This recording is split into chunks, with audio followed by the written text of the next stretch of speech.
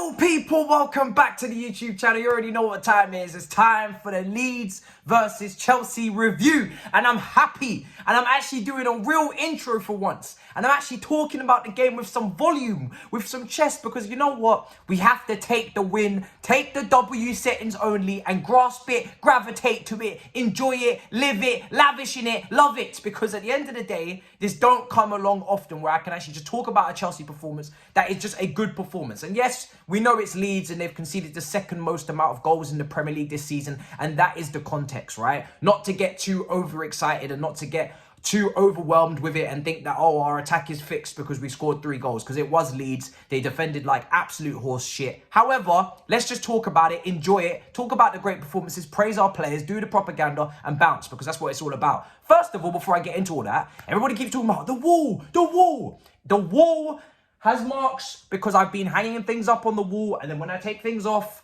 then, you know, obviously there's marks left over. It's not mold. Stop saying that. It's really annoying. And I'm moving in about a month's time, so I can't be bothered to fix it because I'm leaving anyway. So there you have it. So unfortunately, those pictures will stay diagonal also until I leave and straighten them. So you're just going to have to handle that for all those people that have OCD in the chat. Moving on. Chelsea, 3-0 win, lavish and luxury. It was wonderful. It was wonderful. It was a good win. Everybody played really well. We got the clean sheet, which is so important. It was so good to see Trevor Chalobah back in the team, finally. I have been speaking about it, hoping for him to come back into the team. He is better than some of the other options that have been used. I feel like he could have came on against Wolves as a DM to maybe shore up the midfield, the imbalanced midfield of Ruben Loftus-Cheek and Mateo Kovacic to hang on to that lead. He didn't come on. It was Milan Sarr that was substituted on instead. So I'm glad to see that Trevor Chalobah comes on. And if you look at Trevor Chalobah's record, playing games for Chelsea, his ratio of wins is quite good when he plays. So, and I think he's a very good player. I really don't understand why he hasn't really featured so often, but he started tonight and was good to see. Christensen and Rudiger were part of that back three as well. 2 players that have not really been concentrating. They have been a little bit wayward with their thinking, but they have decided that despite the pre-contracts that they're going to put in a decent performance, they weren't really tested today. Didn't see much of Rafinha again today. Very quiet, despite the fact that he was very quiet against Arsenal as well. Tomiyasu did tie him up and handle, and today he was tied up again, so it was quite comfortable for us. Not really too much from Leeds in attacking perspective. I was quite surprised by Leeds. I thought they would be really aggressive. They were aggressive, but in the wrong way. We're going to get to that, but I thought Leeds would be quite punchy, a lot of tenacity. The fans would be up. Ellen Road, difficult, night game, whatever. But they just didn't come with anything today. They did, however, come with some very disgusting, disgraceful, dismantling tackles. They tried to break our footballers today, and they actually succeeded because Mateo Kovacic had to come off injured. Disgusting tackle, unnecessary tackle from Dan James. He was sent off, horrendous. Yes, he got the ball, but he just went straight through him, and so high up as well on the calf. What are you thinking? And these challenges are coming in positions that they don't need to be made. You don't need to make a dangerous tackle in that area of the pitch. It wasn't a goal-saving challenge. It wasn't the last minute of the game to keep Leeds up. You didn't do a Luis Suarez handball in the World Cup. You didn't do anything. All you've done is taken yourself off the pitch again for the second game in a row. Leeds down to 10 men. I saw they had the most yellow cards this season in Premier League history with 97. What is your discipline issue? Why are you making these rash, random challenges in areas that just don't need to be made?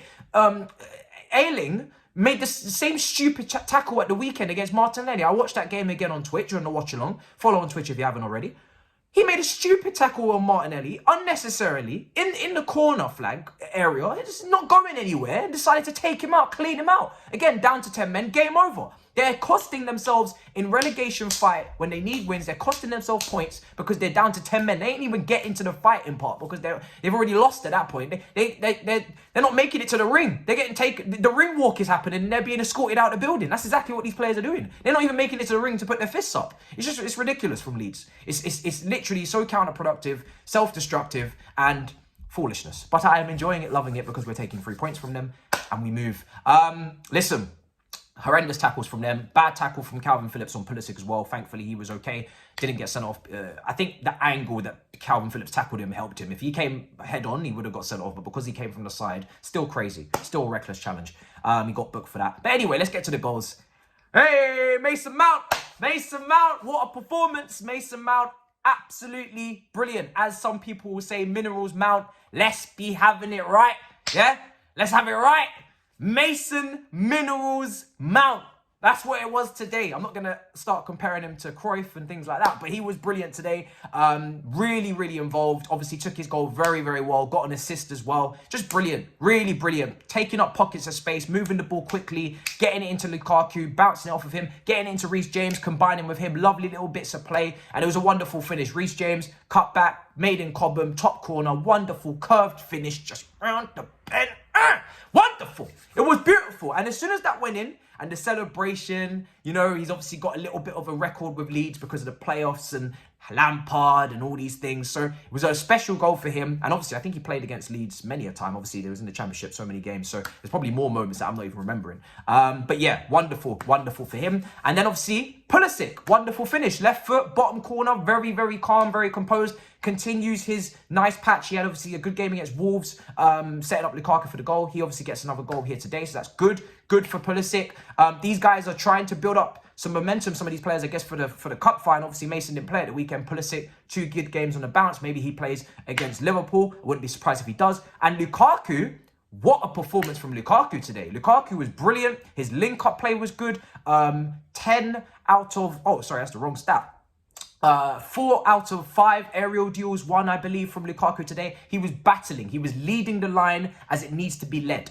You know, he was imposing, he was physical, but he was also very good with the link-up, one-touch play, knocking it on, bouncing it about. Confidence was there from the weekend. He looked like he actually wanted to play for Chelsea as well, which we haven't always been able to say. This is the version of Lukaku I like to see. Now, of course, like I said, context. We were playing one of the worst defenses in the league. They were absolutely horrendous and they gave us so much time and space. The transitions were beautiful. It was just moving like this. But you still have to take advantage of that. You still have to actually do your thing. And he did that. And he was brilliant today. He could have a hat-trick. He had some really, really nice shots. Some just went past the post. Wonderful header that was just wide from Reece James. We haven't seen that Reece James, Lukaku link up enough. And then obviously he gets his goal. Ziyech comes on. We haven't seen him much. Good to see him come onto the pitch. Ball comes across the box. Left foot. Beautiful, tap in, nice, and he deserved it. But what I most like about Lukaku's performance is that what he did in general play, for me, he already had a good performance before the goal. The goal was the icing on the cake, but he already had a good performance before the goal.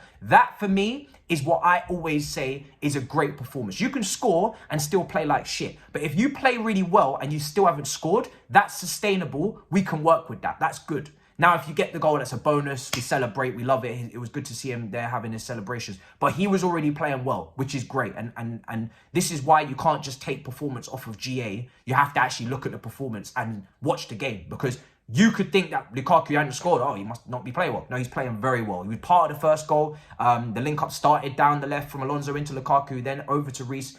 Bang into Mount, beautiful. And then obviously he gets his goal, which is great. Reece James, again, brilliant today. Him and Mount down the right-hand side, beautiful performances over there.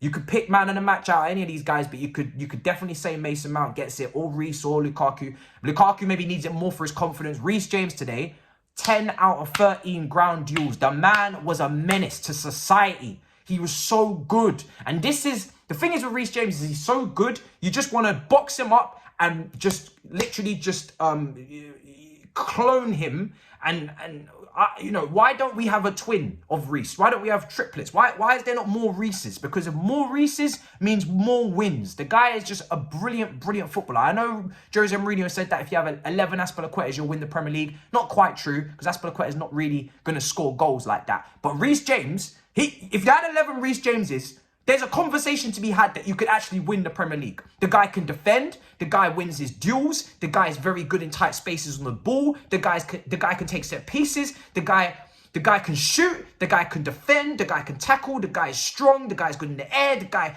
is the guy. The guy is unbelievable. Like, I've just listed out all traits, and he can cross. You know, I'm actually being deadly serious right now. If you had 11 Reece Jameses, you could actually do some serious damage. Obviously, now a left-footed one would be nice just to add a little bit of balance. But outside of that, a left back, bro. He was just so good, man. He's just so bloody good. And if we had more of him, then more the merrier. We'd be living life. We just need to keep this man fit. We need to look after him. I'm glad Tuchel took him off and brought in Azpilicueta. Needed to give him that rest. You know, we've been running him into the ground maybe too much, and that's why picked up his injuries, his muscular injuries. Obviously, right wing back is a more taxing position athletically, which is why next season the back four may suit us more. You know, Reece James doesn't have to just bomb up and down. You can maybe, you know, look after him a lot more. But man, great performances today. Mason, Reece, Lukaku, and how could I forget Jorginho? He's another standout for me. Jorginho is my last standout. Jorginho was really good today, brings balance back into midfield. We know we need a DM. We know this. We absolutely know this. If you think we don't, then I don't know what you're smoking, because we literally only have one sitting midfielder anyway, and that is Jorginho. We need a second. But Jorginho brings balance to the midfield. And today, popping the ball off, playing good football, just controlling, orchestrating, conducting, music is playing, times are flowing, getting the ball, bopping it about, one touch, just beautiful. And we had control of the game. And my thing is that if we're having individual errors and we can't defend, then one of the ways to defend is with the ball. And Jorginho knows how to keep the ball. People call it sideways, backwards, but you know, at the end of the day, it stops a lot of threats and transitions if he is at his best keeping the ball, and he was today. It was a very balanced midfield. It was good to watch. It's not always the solution. Like I said, we need the DM, but Jorginho coming back into the midfield today was much better than what we had on Saturday defensively, because defensively on Saturday, no balance in that midfield, and we know this because they're not sitting midfielders. It's not even their fault. We just don't have a DM. Get a DM. But Jorginho, brilliant today. Good to have him back in the team. Good to have him fit. Next game's Liverpool. I'm not talking about that right now because otherwise I'll shit myself. So it's just better to just leave that and just focus on the win. Brilliant win, and we move. Let me know what you think in the comments down below. Smash up the icons. Let me know your man in the match, because I think the man in the match is it's interesting. It's an interesting conversation. I think Mason probably deserves it, but I think I would give it to Lukaku myself, because I think it will do more for his confidence going forward to hold that trophy or whatever the hell they hand out. James is definitely in contention as well. And yeah, that's all I have to say. I think for me personally, I'm going to go to bed, really tired. And I'll see y'all in a bit. In a bit, people. Peace.